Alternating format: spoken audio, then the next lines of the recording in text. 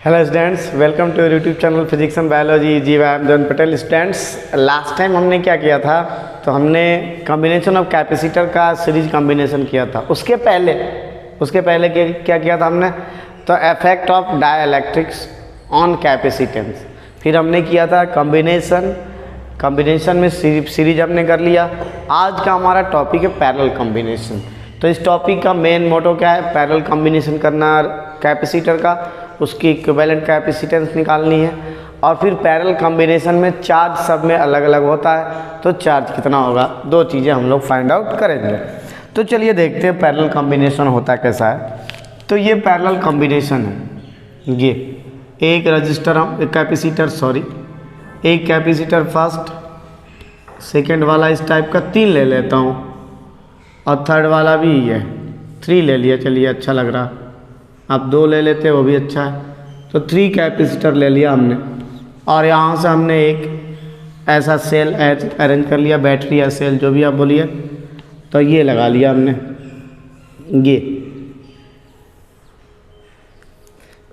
ये रहा। ये कैपेसिटेंस C1, C2, C3। ठीक है भैया। तो 3 कैपेसिटर था, पैरेलल कॉम्बिनेशन। कैसे पता चला पैरेलल कॉम्बिनेशन है, तो अगर यहाँ से चार्ज Q निकलता है, तो अलग अलग कैपेसिटर में अलग अलग चार्ज आएगा। Suppose Q1, Q2 and Q3, जैसे करंट होता है रजिस्टर में। ठीक है, तो यहाँ पर चार्ज का जो डिस्ट्रीब्यूशन होगा वो कैपेसिटर में डिस्ट्रीब्यूट हो जाएगा, चार्ज इक्वली नहीं होगा। तो चार्ज हम बोलेंगे इक्वल नहीं है। तो फर्स्ट क्या है इसमें कि Q1 not equal to Q2 not equal to Q3। पहली बात तो ये, क्योंकि कैपेसिटेंस अलग अलग है ना, इसलिए डिफरेंट कैपेसिटेंस है, तो ये हम बोलेंगे इक्वल नहीं है। तो चार्ज क्या होगा, चार्ज का डिस्ट्रीब्यूशन होगा। तो हम ऐसा बोल सकते हैं कि जो चार्ज था टोटल, यहाँ से जो सेल से निकला, वो होगा Q1 plus Q2 plus Q3 plus dot dot dot जितने भी होंगे Qn। ऐसा बोल सकता हूँ कि अगर हमारे पास n है, तो जो चार्ज हमारा सेल से निकला होगा, बैटरी से जो चार्ज निकला होगा, वो सब में डिस्ट्रीब्यूट होगा। किस में ज़्यादा होगा, किस में कम होगा, वो डिपेंड करेगा कैपेसिटेंस पे। जैसे रजिस्टर में होता था, किस में करंट कितना फ्लो होगा, वो डिपेंड करता है। Okay, sorry for disturbance. तो ये बता रहा था मैं कि इसमें कैपेसिटर में, पैरेलल प्लेट कैपेसिटर में जो कैपेसिटेंस C1, C2, C3 हमने लिया था, उसमें चार्ज का जो डिस्ट्रीब्यूट होगा और डिपेंड करता है कि कैपेसिटेंस कितनी है। लाइक रजिस्टर में करंट का डिस्ट्रीब्यूशन होगा, डिपेंड करता है कि रजिस्टर्स की रेजिस्टेंस वैल्यू कितनी है। जितनी ज़्यादा रेजिस्टेंस वैल्यू, उतना कम रेजिस्टेंस इसमें फ्लो होगा। तो यहाँ भी जो चार्ज का डिस्ट्रीब्यूशन होगा सब में इक्वली नहीं होगा। इक्वली तब होता है जब all capacitor have same capacitance, then charge distribute equally in all capacitor. But here capacitance is different, C1, C2 and C3, तो चार्ज का डिस्ट्रीब्यूशन हो जाएगा। ओके, तो ये first point. And the second point is potential difference is added. इसमें potential difference आपका added नहीं होगा। फर्स्ट वाले में था पोटेंशियल डिफरेंस ऐड था, इसमें चार्ज का एडिशन होगा। And potential difference same like potential difference of cell.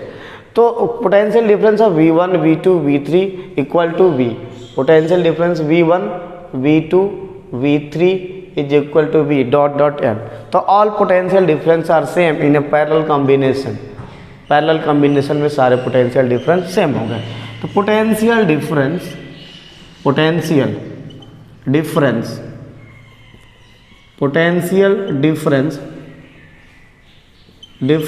Are same. तो पोटेंशियल डिफरेंस हमारा सेम होगा इन पैरेलल कॉम्बिनेशन। ओके, अब स्टार्ट करते हैं कैलकुलेशन की। कैलकुलेशन कैसे करेंगे, तो अपने को क्या करना है, इक्विवेलेंट कैपेसिटेंस निकालना है। तो फॉर्मूला हमारे पास जो था वही सेम, वी नो दैट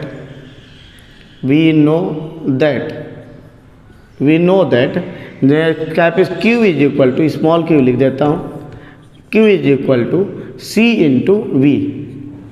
ये तो यहाँ से आपका जो C बनेगा, C equivalent Q upon V, ये Q upon V, C equivalent. But Q को आप लिख सकते हैं Q1 plus Q2 dot dot Q1। Then C equivalent, now C equivalent is equal to Q1 plus Q2 plus Q3 dot dot dot dot Qn plus Qn upon V लिख सकते हैं हम लोग।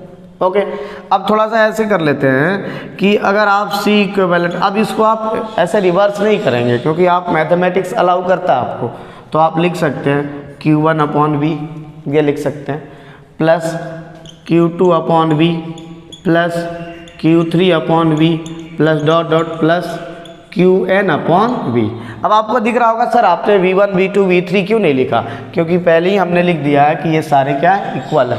तो पैरेलल कॉम्बिनेशन में potential difference same होता है, इसलिए बार बार लिखने की जरूरत नहीं है Q1 V1 V2 V3 सारे इक्वल है।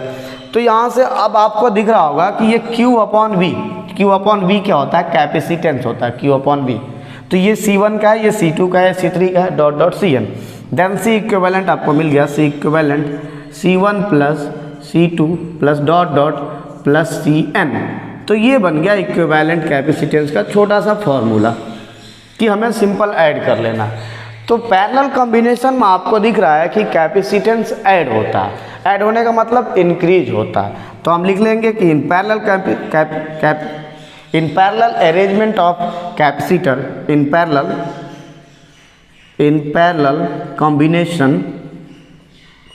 पैरेलल कॉम्बिनेशन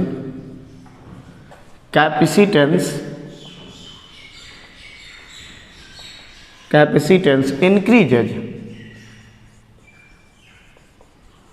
तो पैरेलल कॉम्बिनेशन में जो कैपेसिटेंस होगी वो इंक्रीज होती है, हमने याद कर लिया भाई।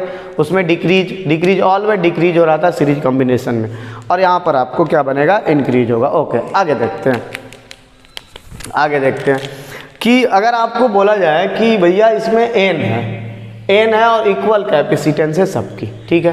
तो we have n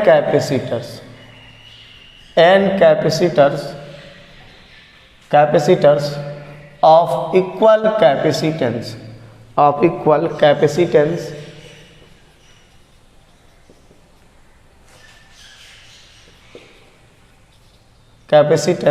C. So we have n capacitors of equal capacitance, ठीक है, C है। तो फिर ये फॉर्मूला क्या बन जाएगा C इक्विवेलेंट का, तो ऐसे C चलेगा कहाँ तक, n तक, C कहाँ तक जाएगा, n तक जाएगा। तो हम लिख सकते हैं n इंटू C हो गया। जैसे 2 प्लस 3 प्लस सेम है 1 प्लस 1 या 2 प्लस 2 प्लस 2 प्लस 2 n तक, तो n इंटू n इंटू 2 लिख लूँगा। तो C इक्विवेलेंट हो गया आपका n इंटू C। तो आपको n से मल्टीप्लाई कर देना है। सीरीज में था डिवाइड करना था, C अपॉन n करना था, इसीलिए वो डिक्रीज होता है, लेकिन यहाँ पर आपने क्या करना, मल्टीप्लाई करना।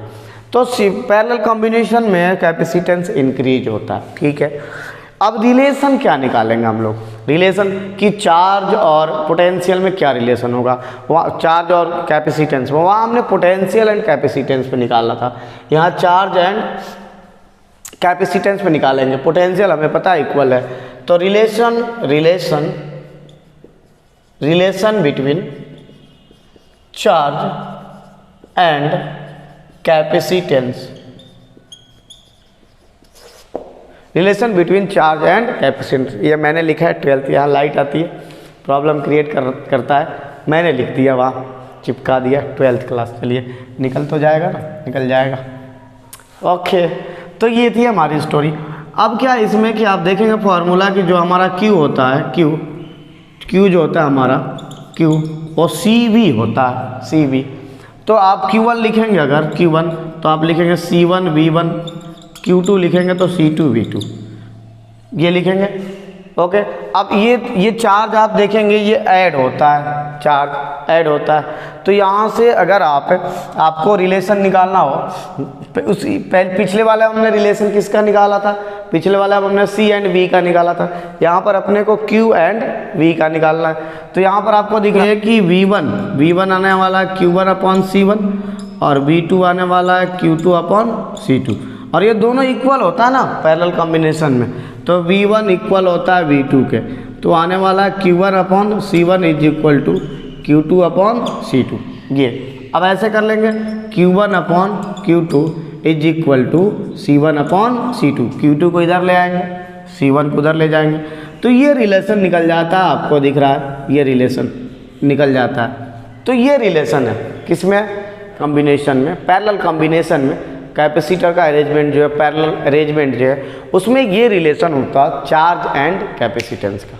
तो आप इसको देख सकते हैं कि जो Q1 है वो डायरेक्टली प्रोपोर्शनल है C1 के, और जो Q2 है वो डायरेक्टली प्रोपोर्शनल है C2 के।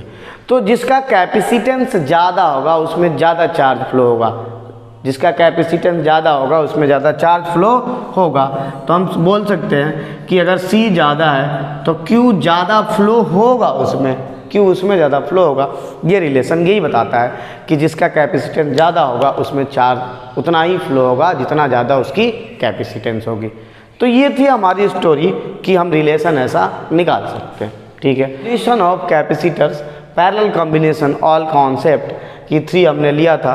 और क्या होगा इक्विवेलेंट कैपेसिटेंस और क्या बनेगा उसका relation. Okay, thank you very much for watching this video. I think आपको ये वीडियो समझ में आया होगा। अगर हमारा वीडियो आपको समझ में आता है तो हमारे चैनल को सब्सक्राइब एंड हमारे वीडियो को शेयर कीजिए, हमें बहुत ज़्यादा मोटिवेशन मिलता है। Thank you very much, thank you very much, thank you very